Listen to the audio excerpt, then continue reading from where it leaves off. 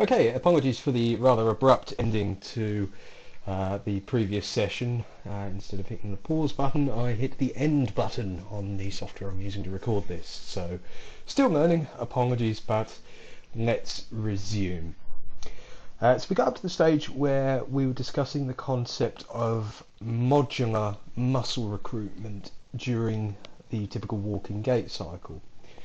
And what this basically refers to is the specific muscles or muscle groups that are recruited at specific phases of the gait cycle, and the fact that various muscle groups appear to be recruited at the same time, therefore they can be grouped into what are known as modules. It's just a way of simplifying muscle recruitment in walking gait, and it's perhaps easiest to understand if we just dive straight in.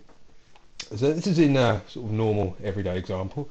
I've got my cup of tea. I hope you don't hear too much slurping. Delish.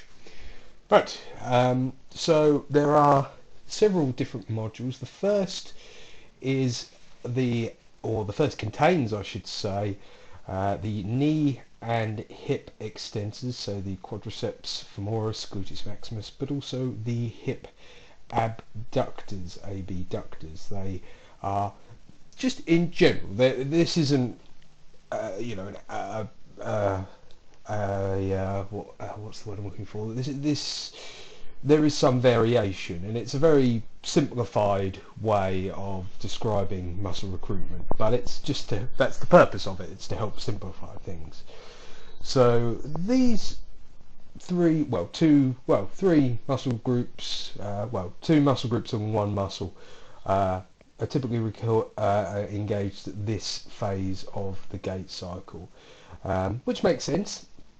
The quadriceps are required early on to maintain knee extension. The hip extensors, the gluteus maximus, is what pulls our centre of mass over the stance limb very early on. And then the quadriceps are required along with the hip abductors, and to some extent the gluteus maximus towards the terminal swing phase. The second module consists of the triceps surae. Now again, this isn't a perfect model. As I say, the soleus is generally active all the way through the gait cycle. But again, this is where the activity is greatest. This is where these muscles and muscle groups contribute most to the gait cycle. Module 3 contains the dorsiflexors and the rectus femoris, so just one of the hip flexors there. So this is primarily, as you would expect, through the swing phase, dorsiflexion to lift the toe up off the ground, or toes I should say, up off the ground, and the rectus femoris to lift the hip up off the ground. So all designed to facilitate the swing phase, essentially. The hamstrings, I might pause when I have a slurp, so it's going to become annoying very quickly, I'm sure, are in module 4, and primarily come online early in the stance phase as a sort of secondary hip extensor, and providing an eccentric force towards terminal swing just to prevent hyperextension of the knee. And finally we have the hip flexors, so this is everything apart from the rectus femoris, and the hip adductors, adductors. So what we see here is the greatest activity of each of these different muscles and muscle groups at various phases of the gait cycle, and you can see that the muscles primarily come online at very precise, discrete intervals, basically when they're only needed. This aids walking economy, so we're not adopting that all or nothing approach to muscle recruitment. Now, in comparison, someone who has undergone a stroke, their muscle recruitment in terms of a modular overview would look more like this. So in comparison, just going back, you've got these very discrete areas of muscle recruitment. Muscles are only recruited when they are needed. versus this, and this is simplified to this modular approach. So module 1 contains the previous module 1, 2 and 4. Module 2 contains module 5 and 3. And all I'm trying to get at here is that it's requiring significantly more muscular effort to facilitate gait. Obviously the gait cycle would look different to this, but it's just in comparison to a normal gait. And that requires more effort, more energy in an effort to maintain balance while still enabling forward motion. So very briefly then, looking at rehabilitation, again this could be a lecture in and of itself, but the two primary aims when looking at rehabilitation following a stroke and getting people walking again: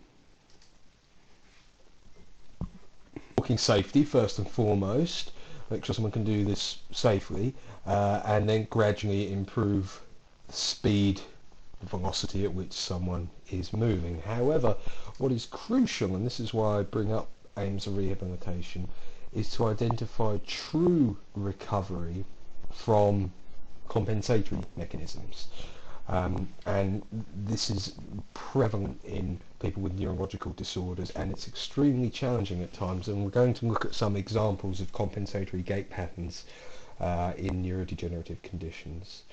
Some of the most common features that are seen following stroke are atrophy of the skeletal muscles that were affected by it, the development of contracture due to the limb or limbs not being used, increased muscle coactivation and unnecessary muscle coactivation, which we saw a moment ago with the modular approach to walking, and also, which I forgot to add to this list, is spasticity of the limbs.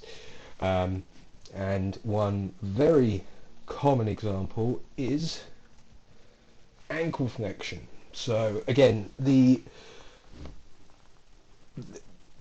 impact on gait will very much depend on the area that has been damaged, but it's very common, or the area of the brain I should say, that's been damaged, but it's very common to see these two features in conjunction, and that is paresis, so semi-paralysed function of the ankle flexors, so that's the dorsiflexors. I've highlighted here the tibialis anterior, you can see there in the image to the right, it's a bit brighter and the tendon's a bit yellowy. But spasticity of the ankle extensors. Now, what is spasticity?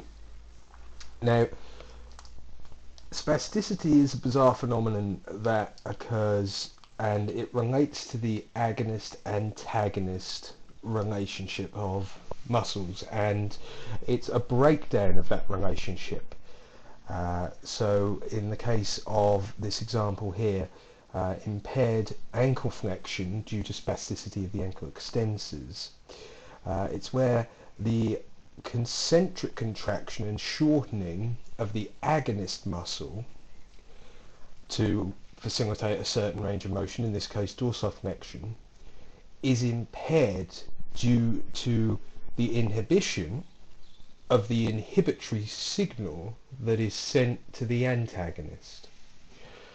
So as a agonist muscle, let's perhaps use a simple example with the bicep, we'll actually come to that later. If you straighten your arm out in front of you, if you shorten the bicep concentrically, then as we discussed many moons ago now back in level 4, the antagonist, the elbow extensors, primarily the triceps, will passively lengthen. If you perform this elbow flexion motion very quickly, then of course they will start to actively lengthen, which is an eccentric muscle action. But during just slow controlled movement, we generally see a relaxed passive antagonist which allows the motion to take place. There may be some activation in the antagonist just to aid joint stability, but generally the antagonist passively lengthens.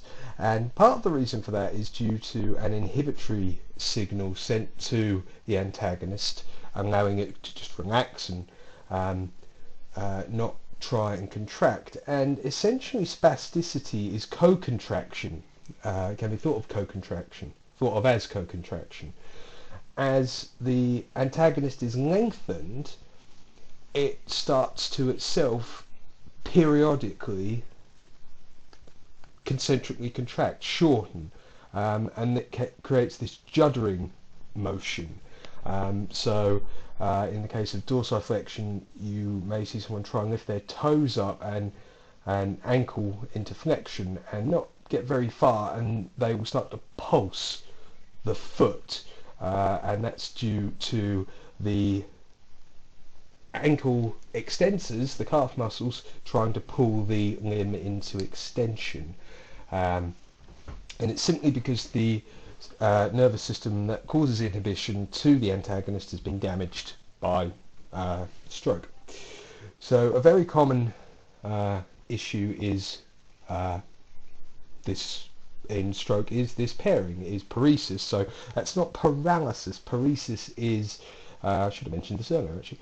Paresis is semi-paralysis, if you like, partial paralysis of a muscle. So there's still some function, but it's not the same.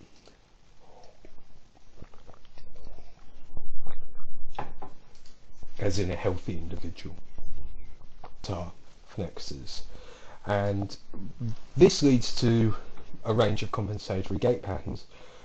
In the very elderly, it may just be shuffling, it may just be a case of, well, I'm not going to try and pick the foot up off the floor anymore, because if I do, I have to dorsiflex during the swing phase to lift the toes up off the ground. That won't happen because the plantar extensors are overexcited, and therefore there's a risk of tripping.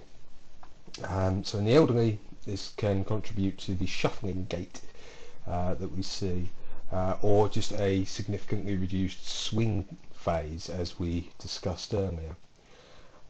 In younger people, because again, anyone can suffer a stroke, in younger individuals we see three primary compensatory gait patterns, and you'll be familiar with some of these, hopefully. On the left hand side we have what is sometimes described as the hip hinge gait. So the chap on the left with his back to us walking forward is tilting over onto the stance limb in an effort to lift the foot off the ground, and that does work. So this is easy to spot because you'll see someone just over tilting to one side as they walk, and the side that they're tilting to suggests that the opposite side is the side that's affected. In the middle there, the woman in the shorts it's perhaps not the best image, I suppose, but circumduction is what is being seen here. I usually demonstrate this, but hip circumduction is during the swing phase is a combination of hip flexion in the swing phase, which we would of course see, and excessive hip abduction, abduction, so bringing the leg right out to the side and swinging it round in an arc during the swing phase. This would also be associated with a bit of trunk tilt over to the opposite side. I hope that makes sense. Alternatively, I couldn't find a good image for this, but on the right hand side here, not the best image, but the steepage gait, just excessive hip flexion. You can see here in this instance, or in this figure, this person's foot is just in a permanent position of plantar extension, as I like to call it, or plantar flexion, and to try and compensate for this, they're just lifting the hip up higher, and this is sometimes associated with the toes scuffing across the ground, because it's very easy to forget to lift your hip high enough, and you'll sometimes hear this hopefully you heard that, as the very forefoot taps into the ground as they go through a swing phase. And obviously that is a trip hazard. So it's important to try and differentiate genuine improvement from these three primary compensatory gait patterns. And this is of course true for any gait abnormality, is trying to differentiate between what is compensatory and what is actual improvement. One very interesting phenomenon which is seen, and this, my grandmother suffered a stroke many years ago now, and she would demonstrate this phenomenon. It was really quite bizarre. When seated in the chair, if you were to say lift your toes up towards your knee, so dorsiflexion, she would raise her entire leg off the ground. She would hip flex, and no matter how hard she tried, if I said, lift your toes up, she wouldn't lift her leg up. The whole leg would come up off the ground. There wouldn't be any dorsiflexion. There would just be seated hip flexion. It was bizarre, and it wasn't until many years later I came to understand it by just reading a paper. So if we have the spasticity of the triceps surae and the paresis of the ankle flexors, then this can lead to this bizarre phenomenon of increased hip flexion with the steepage gait there on the right. So what happens is, so it can be voluntary, it can be involuntary, is what I'm getting at. So the tibialis anterior is obviously trying to pull the ankle into flexion, but whoops, wrong way. But the triceps surae is opposing this because it is a spastic muscle. It is preventing that movement from occurring and therefore pulls the foot and the ankle into plantar flexion. However, the gastrocnemius is, as we know, not just a plantar flexor, it is also a very powerful knee flexor. So because muscles can't choose which attachment to pull at, they will just pull at both attachments when engaged. This spasticity also causes knee flexion. Now this triggers an antagonizing response to prevent the knee from excessively flexing, which is again completely involuntary, by the vasti muscle group, the monoarticular quadriceps. So the vastus lateralis, again, it's a very strong, powerful muscle. It is certainly stronger than the triceps surae, so this will prevent the knee flexion from occurring. But of course, the rectus femoris is also one of the quadriceps femoris muscles, and it is a powerful hip flexor. So engaging the ankle flexors, the tibialis anterior, is inhibited by the calf muscles, but the knee flexion that would also occur due to the spasticity of the calf muscles is inhibited by the quadriceps, and because one of the quadriceps is a hip flexor, the being asked to raise the toes and the feet off the ground towards the knee will cause involuntary hip flexion. So it's an involuntary compensatory gait pattern, which is a bizarre phenomenon, if nothing else. Don't know why I animated the hamstrings in there, never mind. Okay, here is a case of spasticity in cerebral palsy. So I've gone and cropped the author's name off the bottom here, apologies. So cerebral palsy is a slightly different neurological, well, it's a very different neurological condition, in that it's not actually degenerative. Those with cerebral palsy don't get progressively worse, but it is a permanent condition nonetheless, and it's one that receives a lot of attention in clinical biomechanics. If you go to the journal imaginatively named Clinical Biomechanics, you will see a lot of papers on cerebral palsy. And as I believe I've mentioned to you before, anyone with cerebral palsy has to have a full 3D gait analysis once a year just to check their condition, basically as part of a yearly checkup essentially. So what this shows here is elbow flexion and extension. So in the left hand side, if you look at the top left image and the top right image, this shows the elbow flexion and extension angles in two different scenarios.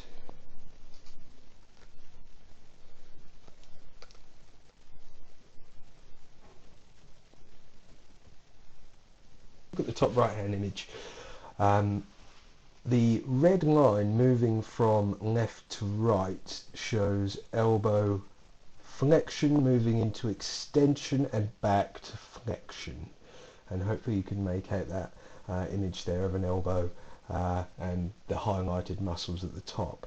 Now underneath we have the corresponding EMG activity of the biceps brachii, the brachialis, what's the BL? I can't remember now. Oh, the brachioradialis, apologies. And importantly, the triceps brachii. So the two really to pay attention to are the biceps brachii and the triceps brachii.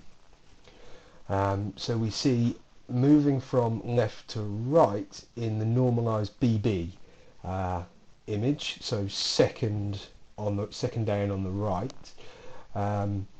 The dark line that is moving across represents activity above resting level. So when the line that we see there moves above, that is got that sort of turquoise colour underneath, when that moves above the line that's drawn just above zero, that's activity above resting level basically. Because a muscle always has some activity, there's always some muscle tone there. So as we extend the elbow, this is basically done by gravity. Gravity allows us to we don't really need to engage our triceps to cause elbow extension unless we're performing some sort of resistance exercise. Gravity will just pull us down. So the bicep provides some activity. You can see where the areas that are blackened out, that's just to try and highlight where there is some activity. So moving all the way through to full extension, there's a small amount of eccentric activity but not much, and then you can see the biceps brachii comes online after the 50% mark as we move into flexion. The tricep, excuse me, sorry, I had to sneeze. The tricep, if we move down, is online at just before the, well actually I'll say just before the 30% mark, so we're now on the bottom right. So it actually comes online just at the very end as we're moving into extension, just to fully extend the elbow out, and there is then a small amount of eccentric recruitment of the triceps as we move into flexion, but that's not inhibiting the action of the biceps brachii in our control group. Now if we look at the series of images on the left, again top left, you can see straight away that the range of motion is inhibited in this group of they were young children with cerebral palsy, with spasticity in the elbow, of course.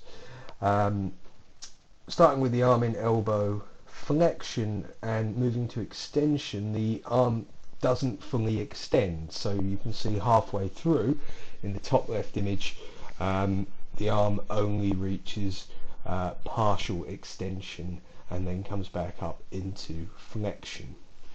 So the reason for this is hopefully obvious. If we can look then down to the image below, you can see where it says normalized BB, you can see these dark patches of activity which shows increased activity of the biceps brachii.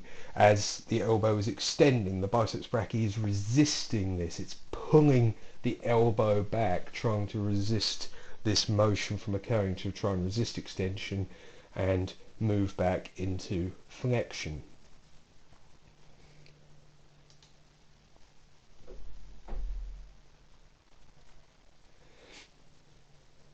This activity to move the limb back into full flexion. If we look down at the very bottom at the normalized TB, triceps brachiactivity, you can see that the maximal triceps brachiactivity occurs earlier than the corresponding image on the right, because these individuals are trying to force the elbow into extension, but it's just not happening because of the spasticity in the biceps brachii, and this can be a real problem. This can severely inhibit people's quality of life.